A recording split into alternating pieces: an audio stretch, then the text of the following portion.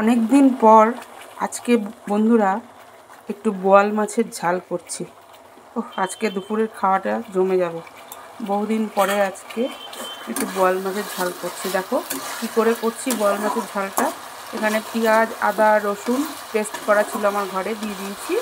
কাঁচা লঙ্কা পেস্ট ছিল, সেটাও দিয়ে দিয়েছি। গোটা কাঁচা লঙ্কা 4টে দিয়ে দিয়েছি। আর এর মধ্যে টমেটো সস একটু দিয়েছি কালারের জন্য, যেহেতু কাশ্মীরি লঙ্কার গুঁড়োটা আমার ফুরিয়ে গেছে, ওর জন্য আমি একটু টমেটো সস দিয়ে দিয়েছি, একটু কালারটা ভালো হওয়ার জন্য। আর আমি যেহেতু চিনি দিয়ে খাবো না, বাতাসা দিয়েছি, গুড়ের বাতাসা একটা দিয়ে দিয়েছি এর মধ্যে। আর নুন যেরকম দেওয়া দিয়েছি। এবার মশলাটাকে সমানে কষাতে হবে। আর দেখো মাছগুলো আমি এখানে ভেজে রেখে দিয়েছি, দেখেছো মাছগুলো সব ভাজা হয়ে গেছে। এবার মশলাটাকে কষিয়ে তারপরে আমি জল দেবো কড়াইতে।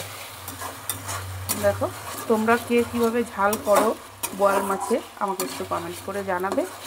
আমি পেঁয়াজ, আদা, রসুন দিয়েই বেশিরভাগ করি ঝালটা। সর্ষে দিয়েও হয়, কিন্তু সর্ষে দিয়ে না আমি কোনোদিনও খাইনি, জানো তো, খেতে ভরসা পাই না যে ভালো খেতে পারবো কি না, ভালো লাগবে কি না আমার জানিও না। ওর জন্য সর্ষে দিয়ে বোয়াল মাছটা আমি কোনোদিনও করিনি, কিন্তু একবার করবো। এরপরে বোয়াল মাছটা আনলে জানো তো বন্ধুরা, সর্ষে দিয়ে একবার করব, করে তোমাদের সাথে ভিডিওটা শেয়ার করব। কেমন লাগে খেয়ে দেখবো সর্ষে দিয়ে, আশা করি ভালো লাগবে। আমি যেহেতু খাইনি কোনোদিনও সর্ষে দিয়ে, আমি পেঁয়াজ, আদা, রসুন দিয়ে বেশিরভাগ ঝালটা খাই আমি বোয়াল মাছের। যেহেতু সর্ষে দিয়ে কোনোদিনও খাইনি, আমি ভাবি কী জানি কেমন লাগবে খেতে, জানিও না। তো একবার খেয়ে দেখতে হবে করে, যদি ভালো লাগে তাহলে সর্ষে দিয়ে এরপরে করতে পারবো, অসুবিধা হবে না, তাই না বন্ধুরা? আমার মশলাটাকে ভালো করে কষিয়ে নিয়ে ফিরে আসছি পরবর্তী স্টেপে। দেখো বন্ধুরা, মশলা আমার কষানো হয়ে গেছে, কড়াইতে আমি জল দিয়ে দিয়েছি। এবার আমি মাছগুলো ঝোলের মধ্যে দিয়ে দেবো। ফুটে একটু মাখা মাখা হলে তারপরে আমি নামাবো। আর ধনে পাতা দেবো এর মধ্যে। ধনে পাতা ধুয়ে রেখেছি, ধনে পাতাটা দেবো। আগে মাছগুলো দিয়ে নিই, তারপরে ওপর দিয়ে ধনে পাতাটা দিয়ে দেবো।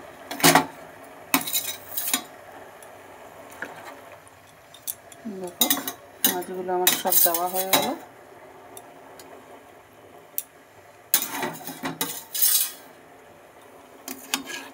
দিয়ে দিলাম মাছগুলো, ফিরে আসছি পরবর্তী স্টেপে। এবার দেখো বন্ধুরা, ধনে পাতাটা দিয়ে দিচ্ছি ছড়িয়ে। এই দেখো ধনে পাতা দিয়ে দিলাম ঝোলের মধ্যে ছড়িয়ে। ব্যাস, এবার কড়াইটাকে আমি ঢেকে দেবো। কড়াইটাকে আমি ঢেকে দিচ্ছি, ফিরে আসছি পরবর্তী স্টেপে। দেখো বন্ধুরা, ফুটে উঠেছে ঝোলটা।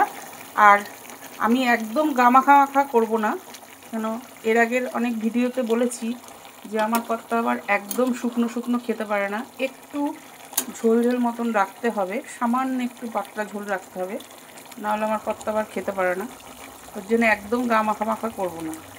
দেখো ঝোলটা ফুটে এসছে, আর একটু ফুটুক, তারপরে তোমাদের ফাইনাল লুকটা দেখাচ্ছি। ফিরে আসছি পরবর্তী স্টেপে।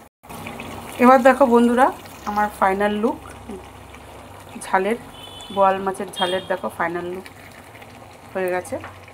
এই দেখো কমপ্লিট ঝোল। আর বেশি শুকাবো না, শুকালে পরে আমার কর্তা আবার খেতে পারবে না। আজ তাহলে এই পর্যন্ত, কাল আবার নতুন কোনো ভিডিও নিয়ে হাজির হবো। ততক্ষণে তোমরা সবাই সুস্থ থেকো, ভালো থেকো, সাবধানে থেকো।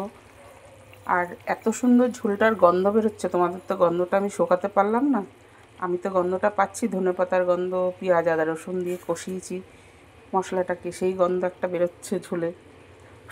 সব একসঙ্গে মিলে দারুণ সেন্ট বেরিয়েছে, তোমাদের শোকাতে পারলাম না। আর তোমরা কে কে খাবে চলে এসো। আজকের মতো টাটা, বাই বাই।